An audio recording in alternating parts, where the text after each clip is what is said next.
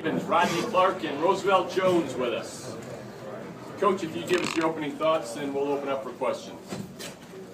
Well, Danny Hurley and his staff are doing a great job with that team. That's a good basketball team and a very hard out, as you can see. They haven't played a game in league that has been decided by more than 8 points, and you can see why. They've got skilled guys that can spread you out.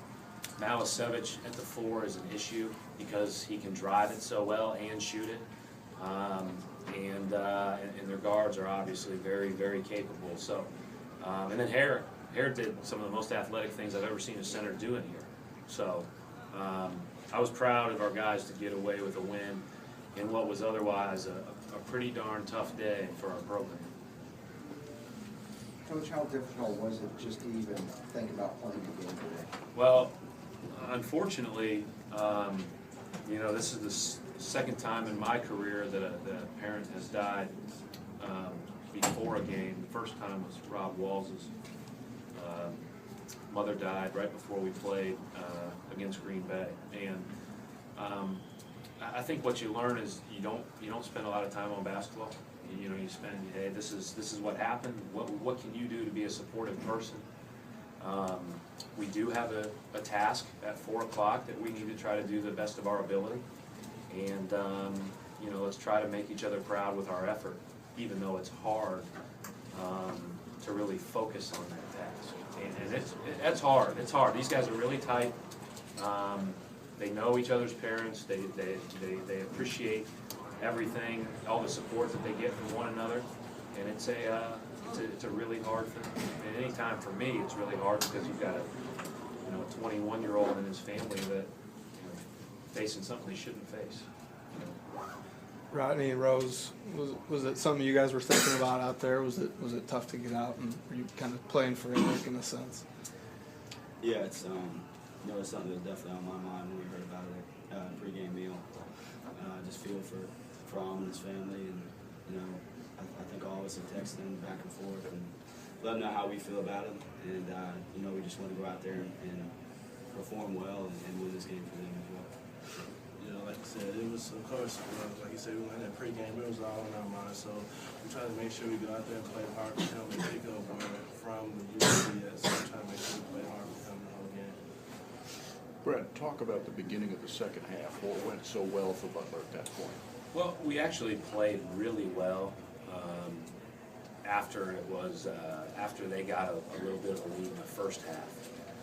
The difference between the second half beginning and the first half ending was we made shots in the paint that we weren't making at the end of the first. I think we missed 6 straight shots in the paint at the end of the first half, which they have a lot to do with that. I mean, they're long, hair's long especially, and challenges shots, but we finished at the rim better, and that ultimately was helped us get on that little run. But that's a hard team to hold off because of their ability to shoot threes at multiple positions. When they play really well, and you look at it, even though when they play Ohio State, it's a 10-point game at the end of the game. Teams like that, they're always shooting pretty well. And so when they start making shots, it's hard. It's hard.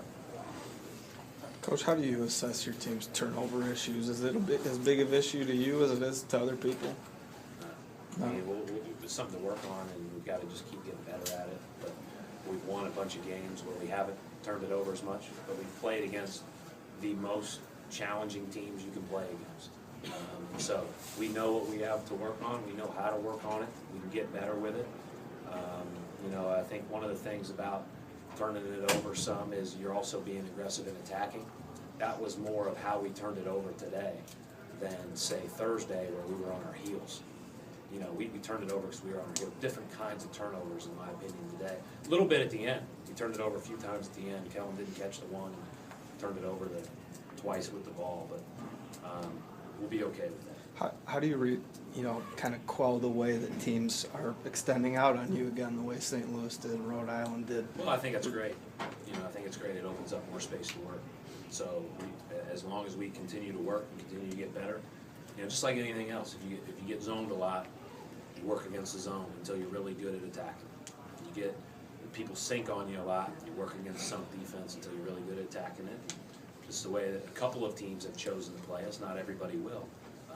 And so we'll just, we'll keep working on attack. Rodney, kind of segueing off that, I know you don't like to make turnovers, but I know you like to have the ball in your hands. Kind of, you still feel like you're, I don't know, kind of evolving and growing into a ball handling, playmaking point guard? I just think a lot of turnovers that I made today were over not being aggressive, thinking too much. The last couple of games, I just made careless mistakes with the ball. You know, getting to guys in the wrong spots. You know, just getting in the air, some and making passes. I just gotta improve on that. Just get better at that, and just be smarter when I have the ball in my hands. Rodney, what does Kellen need to do when he's having a game where he's not getting looks? He always has somebody in his face. What's he need to do to still contribute to this team? Just keep shooting it. You know, he's an unbelievable shooter, and he works really well off the ball, and you know, he does a lot of things for us. He's smart defensively too. He helps us out on the other side of the floor. You know, when I'm out there, I just tell him to keep shooting it, you know, just being aggressive. Rodney, talk a little bit about what you saw as the offensive point guard in that second half, where you could attack and how you could get this team moving. You know, our whole thing was we were trying to, you know, be aggressive out of the gate. You know, like we've talked about, St. Louis put us back on our heels, and you know, if we were going to make mistakes, we wanted to make mistakes actually attacking and being aggressive with the ball and trying to execute. So, you know, we just tried to be aggressive and get the ball in spots that we wanted to have it, and we did that well in the first part of the second half. Coach, talk about your game plan to defend Mumford and also Rose. Talk about how it was to defend against him. Well, he's very good, and I thought our guys did a pretty darn good job on the whole game. And I thought at the end of the game he didn't have the same pop after he twisted his ankle. I thought he was limping a little bit and didn't raise up on his shots like I'd seen him. But then Powell did some really good things, and other guys as well. But we put Barlow on him to start, and Barlow did a great job with him. But there was a reason why Barlow was sitting next to us at the end of the game, because he fouled, and so he had to, you know, and then you switch Rose over, and Rose played him and played him well. We played Chase on him some. These guys switched some ball screens. Everybody saw bits and pieces of it, but I thought Barlow and Rose did the majority of the work and did it well. Coach Hurley mentioned you guys switching people in and out so much, and it's sort of changed, you know, the complexion a little bit. Is that part of the strategy, kind of move people in and out and give them different looks defensively? Well, I thought we, you know, our rotation was a little bit unique today because Eric wasn't here, obviously, and so you, with Cam and Kyle and Andrew, you had a few different ways to switch your defenses. So at the end, we were switching everything, and we were smaller, but Cam is so mobile that that's not a problem for Cam, and so that's something that we like to do. I think sometimes we've gone to that in the past where we play Chase or Rose at the 4 and then play a guy like Cam at the 5 so we can switch everything. Yeah, we'd like to do that, especially defensively. But, you know, just like everybody else, when you're missing a guy, it takes me a little bit of time to get used to the rotation of the game and who should be in and who should play together and those type of things. Right, Okay. you've suggested there's not maybe an enormous amount of improvement that can be made during the course of the season in free throw shooting, that's kind of the off season, but you guys are sort of belying that, because, I mean, I don't know that many people would have expected 24 out of 27 free throws by Butler. Yeah, you know, and I don't mean to slight an area of improvement or an area of focus, because we shoot them every day, we work on them hard every day, we spend a lot of time. Roosevelt works harder than anybody on them. That being said, I don't think at night about our free throws. It's never crossed my mind the night before a game whether or not we're going to make them. I take that as a, hey, you know, you don't sit there as a coach and say, hey, make your free throws. You know, it's just like you don't say, hey, don't turn it over. You know, figure out why and try to be the best you can be.